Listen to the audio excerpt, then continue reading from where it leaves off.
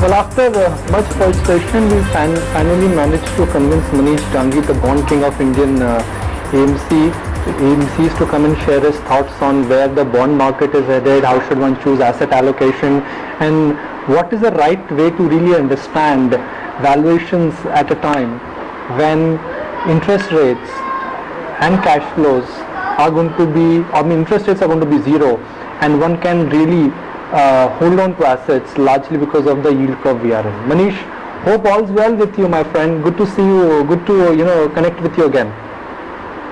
Well, thank you.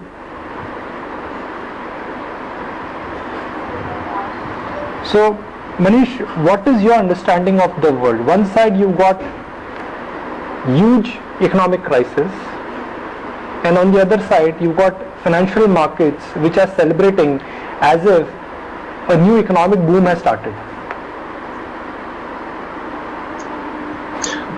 I mean, the world around me is, at least the real world, the main street that we call it, is fairly scared of virus, and everyone is staying at home, at least in India, as of right now, fearing for life.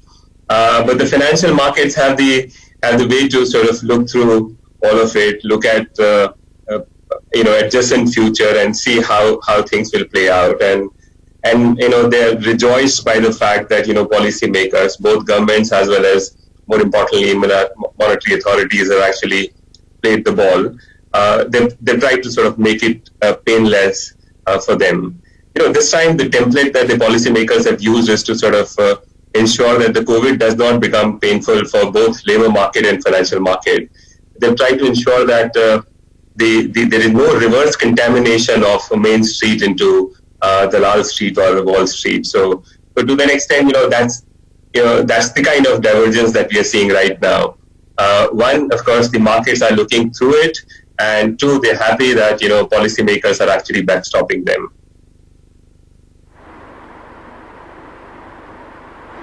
Maneesh, what is the end game of this liquidity-driven market? Because every time markets are going higher, when we ask experts, they say, no, it's not valuations, it is liquidity.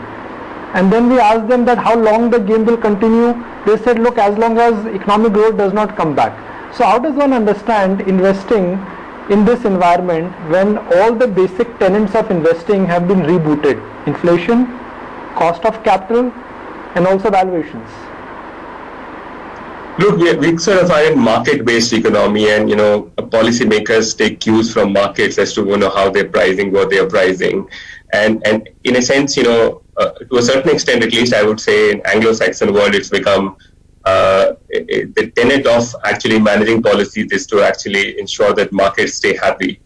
Now, so that's one reason, of course, markets continue to soar. Now, how do you sort of explain this? Over last 30 odd years, interest rates across the world, more so in the developed world, have actually trended lower secularly, assisted by technology, assisted by the large capital being deployed in new tech.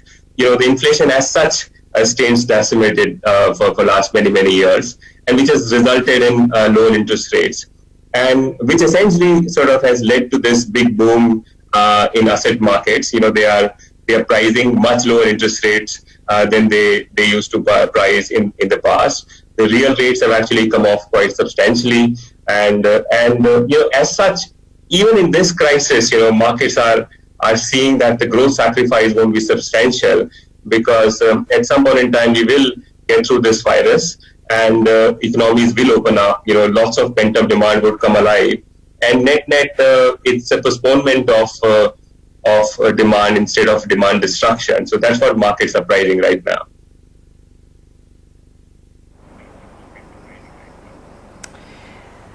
Okay, you have talked a lot about how there's an expected bounce back, Maneesh, particularly in India as well, given certain factors that are working to our advantage. Just talk us through some of that, and also perhaps the pockets where you see the maximum strength. And I know there are a few of them, but even if we have a broad overview to start with, and then we can go into them in detail.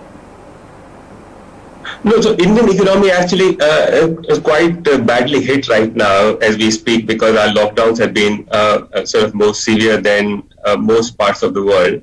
And let's understand this, that it's not the virus which has affected the economy, it's the public policy response. And more severe the response is, worse the economy is affected. Now, to look at India in future, you ought to know what's going to happen to virus, how well will it be contained in our country, what sort of mortality we will have, and would there be a bounce back in Indian economy, given that we were already struggling in the run up to the COVID crisis. Now, the first on the virus, of course, as such, given that now we know across the world, but more specifically, some of the reports which have come out, the serological studies, talking of 15, 20, 30% of the population in the metros are affected already because of COVID-19. And that tells us that mortality is an order of magnitude lower than what was anticipated. So to that extent, now we know that, this is not a fatal disease, and it's very likely because of demographics. It's maybe perhaps because of the BCG vaccine or the malaria medicines that we had taken. Most probably the virus won't hurt Indian people as much as it did the Western countries. So most likely we will open up faster and without having much of a damage to our healthcare or the health of people. Okay, so that's one way to look at it. That most probably the last 3-4 months of lockdown will give into fairly open economy in next couple of months' time. I mean, I am not underestimating the virus would continue to spread. It's just that I'm making a point that the fatality rate of this virus is far lower than what was assumed. Perhaps as low as 0.1%, and not dramatically different from seasonal flu, at least in India's case. Second is that in Indian economy, I think economists have actually moved to the other extreme of being too bearish now. I think let's appreciate that where very large part of our economy is actually a rural economy. About 2/3 of our population lives in rural area, where in any case social distancing is practiced. That part of the economy is largely reliant on food economy, the agriculture economy, and actually that's not getting hurt at all. So to that extent, I think a fairly significant percentage of our population will remain somewhat unaffected, and they would also sort of bounce back fairly quickly. The other tenets of Indian economy, we are a young population, we are underinvested. We've almost had a lost decade for last 10-12 years. We've not really invested, and we are fairly underinvested across economic parts that we see, and it's very likely that we would begin to see some sort of an investment revival in India. So my sense is that Indian economy would actually recover faster, and most probably by 22-23, the total loss because of COVID-19 wouldn't be substantial. Here also, so I want to make a point here that many economists are thinking that there will be a permanent or durable loss because of COVID-19 in the Indian economy. I don't think so. I think we will have a sort of a V-shaped recovery in 21-22.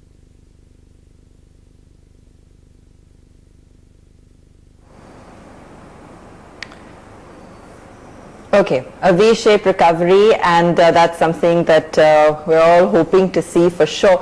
To what extent do you feel infrastructure is going to be a critical part of that, Maneesh, given that it's probably been underplayed in the last few years? How important is it to see a focus there, expenditure, kickstart, to really see that growth come in? I think, infrastructure will anchor the world economic revival as such. I think governments are actually good at only 2 or 3 sort of spending. One is, of course, transferring to consumer or tax cuts. But alongside, only meaningful expenditure that they've shown that they're good at is actually building infrastructure. And as a matter of fact, pretty much whole of the world is actually underinvested in infrastructure. Mostly the developed world. US, you would argue that it's about 25-30 years behind China in terms of the level of infrastructure they have. So I think, over the next couple of years, I would see a substantial boom in infrastructure, across the world and also in India. India's infrastructure, of course, has improved over the last decade and a half, yet, we are far, far behind. And given our ambitions of actually exporting from India, building an industrial hub in India, it's important, that we build infrastructure. So my sense is that, I think the setting is good right now to sort of promote infrastructure. Now, Indian government then has tried hard for the last couple of years to ensure that, it's a private enterprises who build infrastructure. And in some sense, that's not been a very, very successful experiment here. And that's true across the world. Infrastructure is generally built by governments because it's long gestation and its ROEs or ROCs are much lower than what private enterprises are willing to bet on. So I think in any case, government only can build infrastructure. So right now, given that we have a complete demand destruction, and we need someone from outside, who could actually supply demand to us, that could be government only. And the way to sort of spend money is actually build infrastructure. At least the way to sort of spend productively is to build an infrastructure. So my general view is that over the next couple of years, you will see a secular upturn in infra spend across the world. Developed worlds just spend about 2.5-3% in infrastructure. That number can rise to 4.5% over the next 3-4 years. And low interest rates, as such, would assist these governments to borrow money and actually build infrastructure. So big picture, I would see about $1 trillion extra being spent in infrastructure over the next 3 to 4 years. I'm talking of across the world, though. So, Maneesh, closing comments. Now, typically how a market cycle or an economic cycle works is that first there is expansion and then there is a drop or a collapse, which will be followed by contraction, recession, bankruptcy, and risk capital would kick in. Now when the bankruptcy or the contraction happens, that's the time blow-ups happen in the corporate market, in the debt market. We've seen some challenges which have happened in credit schemes also. Are you not worried about that cycle or that natural cycle getting played out? We are worried. See, there are 2-3 things here. One, of course, as I said in the beginning, that policymakers are trying to make it painless, and it's instructive to hear what Pavel said on 17th May, the Fed chair, that until the healthcare system actually get a control of the virus, we ought to ensure that there are no bankruptcies and labor do not get dislocated. That's the template being used everywhere in the world. So I think governments everywhere are trying to postpone a bankruptcy only because of COVID-19. In India too, these guarantee schemes, the 300,000 crore scheme for the MSME, I think that's going to be expanded, dramatically to ensure that no company goes down, or rather most companies don't go down because of the COVID-19 disruption. But nonetheless, it will happen, a couple of years out, when all these backstops would go away, or maybe 1 or 2 years out, some of these franchises who are over-levered would actually start to struggle again and most probably would go down. But I think at least for 1.5 year, these remedies would actually ensure that, bankruptcies do not rise dramatically. Now, as far as the credit markets are concerned, we have to sort of take this into cognizance that India has had an industrial deleveraging underway for 5-6 years. Industry credit as a percentage of GDP is actually not risen. In fact, it's fallen quite sharply over the last 7-8 years' time. So as such, the new lending boom which paved way for big credit crisis in 2014 onwards, actually, that did not happen at all. So to that extent, I think at least the industrial complex, the big corporate bankruptcies may have already peaked for us, and maybe few cases here and there, but I don't anticipate major bankruptcies on the industrial side. What I'm actually worried right now is that because COVID-19 has resulted in large unemployment, income losses for people, there is a risk that the retail actually begin to misbehave. And remember that the retail is the one which has actually levered up quite substantially in India over the last couple of years' time. So that's the big picture on bankruptcy. As far as our credit funds are concerned, we've seen, of course, trouble. Majority of us have had, few accidents here and there. But I think outside of Franklin, pretty much across the credit funds, fund managers have managed it well. They managed the liquidity despite substantial drawdowns in AUMs. Actually, we all have returned money to investors, and I think incrementally, there is little risk. I think of any blow up across credit funds. Maneesh, fantastic to have you back. Stay safe, my friend, and certainly hope to see much more of you going forward. It's taken us a lot of convincing to convince Maneesh Dangi to finally come on air, but appreciate your time. Let's take a break with the news that market's not trading at the highest point of the day. The market breadth is looking okay. 10,000 in the Nifty is still intact, but the stars today from the mid-cap space are, you got to say, it has to be Vodafone, Bharti, and then RBL. In quick time, 100 rupees, 110 rupees for RBL has become about 150. Let's take a break.